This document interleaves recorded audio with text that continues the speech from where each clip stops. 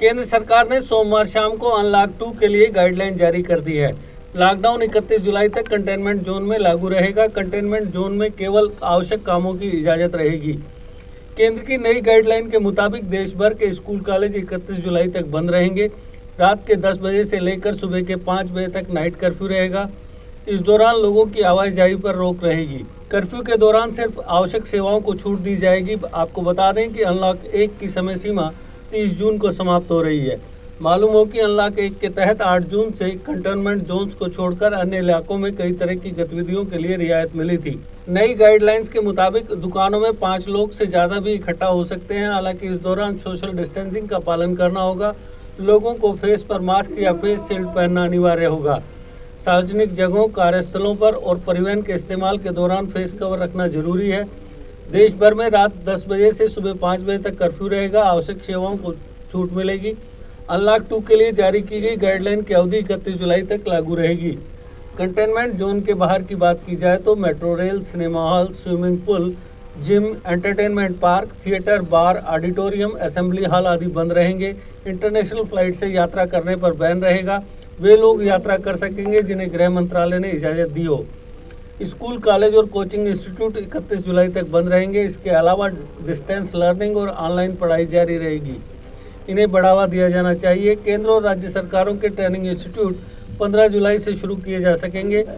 इसके लिए एसओपी अलग से जारी की जाएगी। घरेलू उड़ानों और रेल के सफर को सीमित दायरे में पहले ही शुरू कर दिया गया है और ये आगे भी जारी रहेगा। भीड़ जुटने की आशंका के मद्देनजर बड़े सामाजिक, राजनीतिक, धार्मिक, सांस्कृतिक आदि कार्यक्रम नहीं होंगे।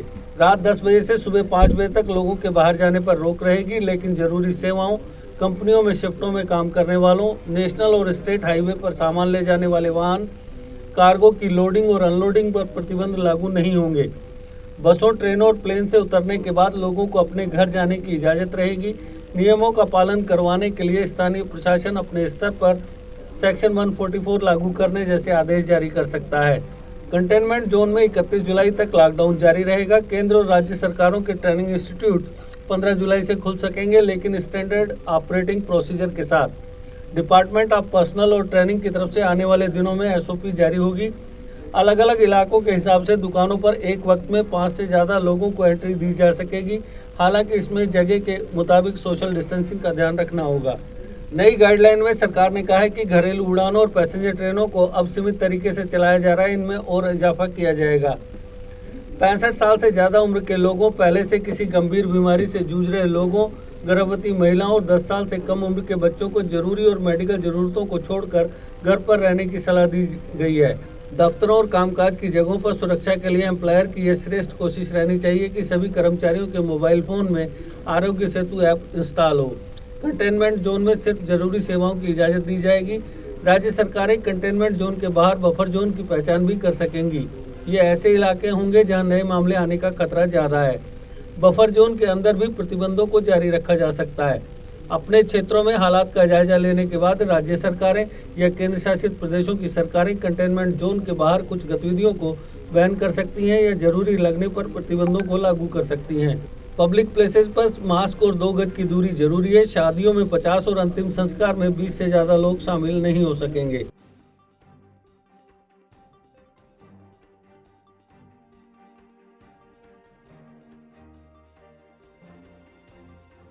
JK Update is fastest growing media house in J&K with 1.5 crore monthly views. JK Update is a best platform for advertise your brands and services. If you want to advertise your products and services, please contact us on this number. Mr. Sushil Sharma, 705-109-1804.